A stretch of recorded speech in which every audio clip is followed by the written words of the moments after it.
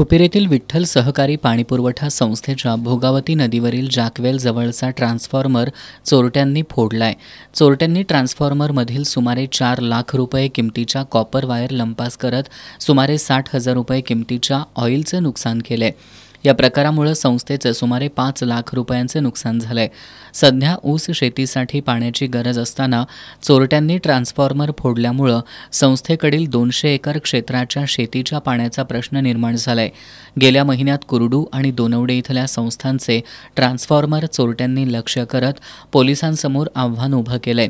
पोलिसांनी चोरट्यांचा तातडीनं बंदोबस्त करून शेतकऱ्यांना दिलासा द्यावा अशी मागणी संस्थांकडून होऊ लागली आहे। ट्रान्सफॉर्मरचं काम चालू असताना जॅक्युलर ट्रान्सफॉर्मरचे कॉइली चोरीस गेलेले आहेत।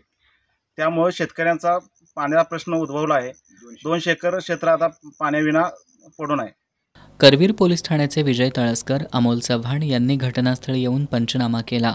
पंचनामावेळी संस्थेचे अध्यक्ष आनंदा पाटील, संचालक सर्जेराव पाटील, बळवंत पाटील, सचिव प्रकाश कुंभार, शिवाजी गुरव उपस्थित होते।